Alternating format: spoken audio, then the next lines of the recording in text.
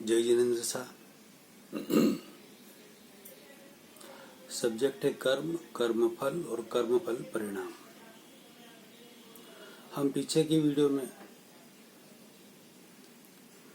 गूढ़ रहस्यों को, कर्म के गूढ़ रहस्यों को समझ रहे थे। तो हमारे पूर्व भव के कोजल बॉडी, कर्म शरीर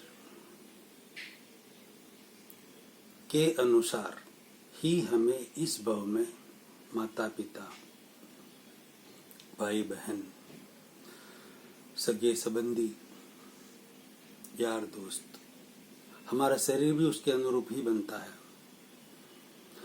यश कीर्ति वगैरह, जो भी जमीन जायदाद वगैरह सब कुछ हमारे कोजल बॉडी के अनुसार हमें मिलता रहता है।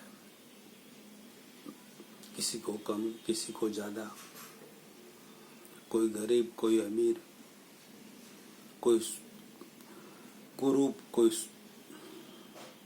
सुरूप।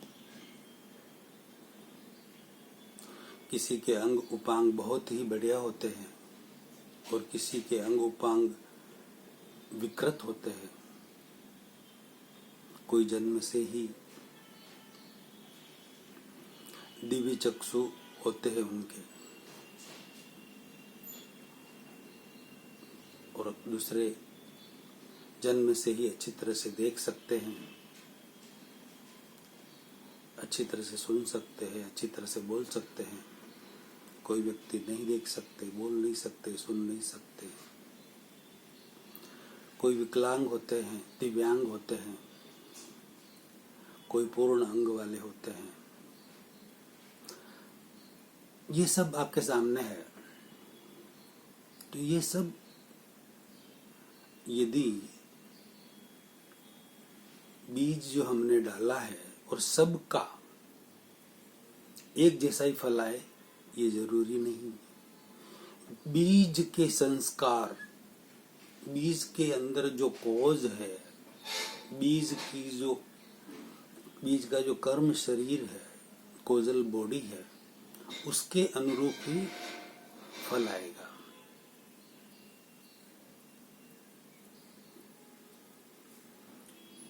मनुष्यों के अंदर भी इसी तरह है, वनस्पति में भी इसी तरह है। एक ही खेत में बीज डाला है आम का, और उसी खेत में बीज डाला है नीम का। एक जैसा सूर्य प्रकाश, एक जैसी हवा, एक जैसा पानी, एक जैसा उसको खाद वगैरह दिया, एक जैसी उसकी सार संभाल की, एक जैसी जमीन।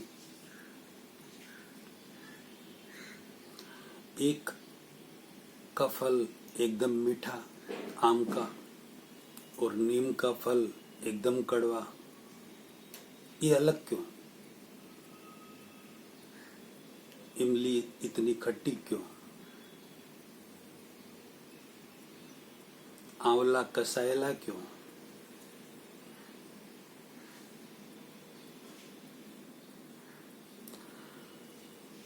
करेला कड़वा क्यों? मौसम्बी मीठी क्यों? ऐसे अनेकों अनेक उदाहरण अपन ले सकते हैं। ये सब क्यों होता है अलग अलग? ये इसलिए कि उसके कर्म शरीर, उसका कर्म शरीर, उस बीज का जो कर्म शरीर है, कोजल बॉडी है, वो अलग है और औरों की अलग है।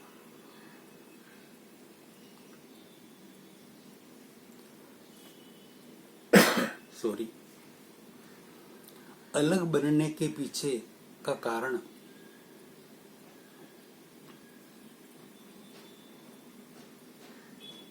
हमारे भाव है। सबके अलग अलग भाव, इसलिए अलग अलग बनते हैं। अब ये क्लियर हुआ कि सबके कोजल बॉडी सबकी अलग अलग है, सबके भाव अलग अलग होते हैं, कोजल बॉडी अलग है, उसके अनुरूप उसे सारी सहयोग, सारी अवस्थाएं, सारी व्यवस्थाएं नेक्स्ट लाइफ में मिलती है। ये क्लियर हुआ? यहाँ तक आप क्लियर है? और यदि क्लियर नहीं है तो अच्छी तरह से पीछे की वीडियो भी आप सुन लीजिए, क्लियरिटी आ जाएगी कि जो प्रतिक्रिया होती है किसी भी तरह की, उसके पहले क्रिया हो चुकी है, इसलिए वो प्रतिक्रिया हो रही है।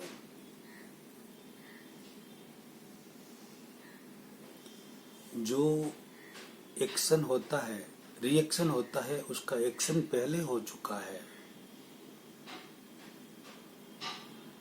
प्रतिध्वनि जो होती है उसकी ध्वनि पहले हो चुकी है।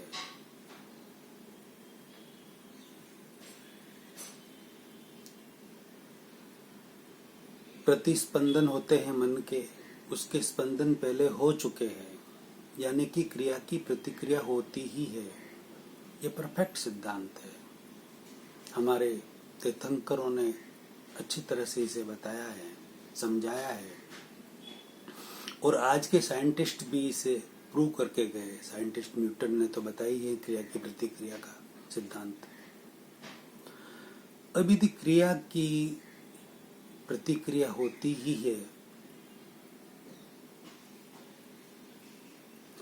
तो ये मान लिया कि हर क्रिया की प्रतिक्रिया होगी, फिर आप अच्छी करें तो अच्छी होगी, बुरी करें तो बुरी होगी। ये फाइनल हुआ कि नहीं हुआ? अब तक तो फाइनल हो चुका होगा, इतने वीडियो सुने हैं आपने।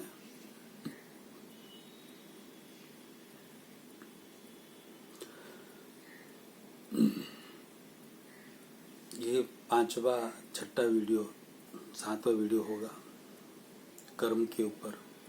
कर्म के ऊपर कर्म का सिद्धांत वाले वीडियो मैंने इसी चैनल पर बहुत पहले, लगभग 1-1 घंटे की वीडियो है, वो पौने घंटा 1 घंटे की वीडियो है। उसके भी 2-4 अलग अलग पार्ट है कर्म का सिद्धांत। उसे भी सुनने और समझने की आप कोशिश करना। उन वीडियो को 2-2 बार 3-3 बार सुनना, और डीपली जानकारी उसमें अच्छी तरह से मिलेगी। तो हम आगे बढ़े। अब ये बात अच्छी तरह से आप सबके समझ में आ गई होगी कि हर क्रिया की, मैं बार बार ये प्रतिक्रिया क्यों कह रहा हूं। ये क्रिया की प्रतिक्रिया, एक्शन का रिएक्शन, कारण का परिणाम, स्पंदन का प्रतिस्पंदन, ध्वनि की प्रतिध्वनि, ये बार बार क्यों कह रहा हूं। ये शब्द आपको सुनने बहुत कम मिलते हैं, नहीं के बराबर मिलते हैं। बार बार ये कहने से आपको सेट हो जाएगा कि ये रियलिटी है। इस रियलिटी को हम नहीं समझेंगे, स्वीकार नहीं करेंगे, और मैं अपने एक्सपीरियंस और अनुभव के आधार पर कह रहा हूं, नहीं समझेंगे तब तक हमें सुख और शांति नहीं मिल सकती, तब तक हमारे डर भय नहीं मिट सकते, तब तक हमारी चिंताएं दूर नहीं हो सकती, टेंशन दूर नहीं हो सकते, सुख शांति जीवन में भरपूर नहीं हो सकती।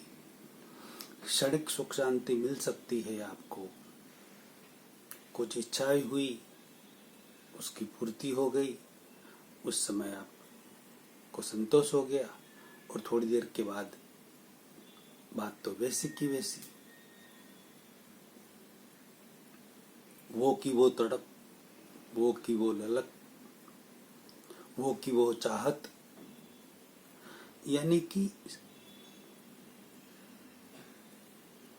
संतोष होना अलग बात है और तृप्त हो जाना अलग बात है। संतोष की एक चाहत हुई किसी भी तरह की, वो पूरी हुई और संतोष हो गया। लेकिन तृप्त हो जाने के बाद बस कि तृप्त हो गया, अब मुझे ये कभी नहीं चाहिए, मतलब अलग, वो पूरी सिस्टम ही अलग है, सिद्धांत ही अलग है। वो सिद्धांत और सिस्टम इस कर्म के गूढ़ रहस्यों को समझने के बाद ही हमें प्राप्त होगा और हमारे आचरण में आएगा। अब मैं दोबारा रिपीट कर रहा हूं कि अब तक कर्म के बारे में लगभग सारी बातें आपके समझ में आ चुकी होगी। यदि आ चुकी है तो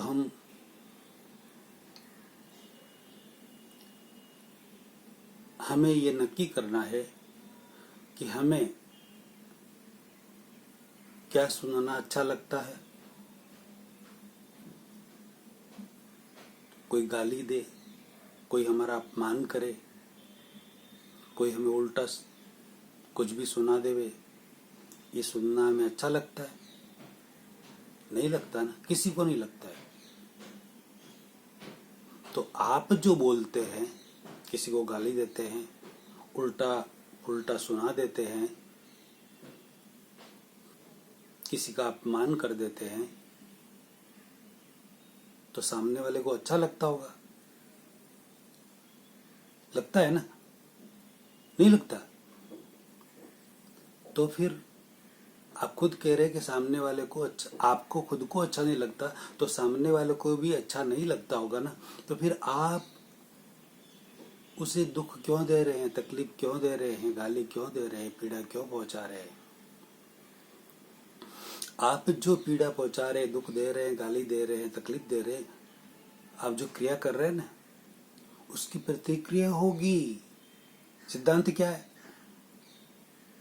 कर्म का सिद्धांत क्या है कि हर क्रिया की सूक्ष्मतम से सूक्ष्मतम और स्थूल से स्थूल, बड़ी से बड़ी जो भी क्रिया आप करेंगे, फिर वह मन से करेंगे, वचन से करेंगे, शरीर से करेंगे, किसी को पता न चले उस तरीके से करेंगे, तो भी सॉरी, उसका रिएक्शन आएगा, 100% आएगा। कहते हैं ना कि ये तो इस कमरे में मैं अकेला हूं, कोई नहीं है, या मुझे कोई नहीं देखता, दूर दूर तक कोई नहीं है। अरे ऐसा नहीं है। मैं जो चाहूं वो सो करूं, यहाँ पर जो चाहूं सो देखूं, जो चाहूं सो पढ़ूं, जैसा चाहूं वैसा रहूं। आपको जैसा उचित लगे वैसा सब कुछ कीजिए, लेकिन जो आप भी करें, जो आप करेंगे नेगेटिव या पॉजिटिव, उसकी प्रतिक्रिया होगी। उसके अंदर कोई देवी देवता का, कोई भगवान का, कोई साधु संतों का लेने में या देने में उस क्रिया की प्रतिक्रिया होगी। उसमें लेने में देने में किसी का कोई हाथ नहीं है, वो अपने आप होगा। ये पीछे की वीडियो में हम समझ चुके हैं कि वो अपने आप होगा, कोई देने या लेने वाला नहीं है, कुछ भी नहीं है। हर क्रिया की प्रतिक्रिया होती है, वो कुदरती नियम है, अपने आप होगा। एक दूसरे के प्रेशर से होता रहता है सब कुछ, अपने आप होता है, कोई नहीं है देने लेने वाला। यानी कि आप भले अकेले में बैठे हैं और कुछ भी कर रहे हैं, कुछ भी देख रहे हैं, कुछ भी पढ़ रहे हैं, कुछ भी क्रियाएं कर रहे हैं, नेगेटिव करें या पॉजिटिव, उसका परिणाम आपको भुगतना होगा। कोई रास्ता नहीं है, कोई रास्ता नहीं है। यदि कोई रास्ता नहीं है, हमें उसका परिणाम भुगतना ही है। तो उसका परिणाम जो आएगा, उससे हमें दुख होगा, दर्द होगा, पीड़ा परेशानी होगी, टेंशन तनाव होगा, डर भय लगेगा। ये सब हमें नहीं चाहिए। तो हमें क्या करना चाहिए, ये आप खुद सोचिए, समझिए, खुद इसका निर्णय लीजिए कि अब हमें क्या करना है। हम ऐसा क्या करें जिसका परिणाम आए तो हम उसे खुशी खुशी स्वीकार कर सके।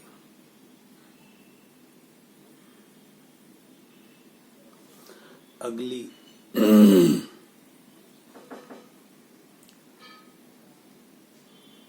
जो भी बात करेंगे वो अगले वीडियो में करेंगे। गूढ़ रहस्यों वाला ये वीडियो और पीछे के सारे वीडियो लाखों करोड़ों व्यक्तियों में आप जरूर शेयर करवाएं। महान अनुमोदना का पुण्य कमाएं। जय जिनेंद्र शाह।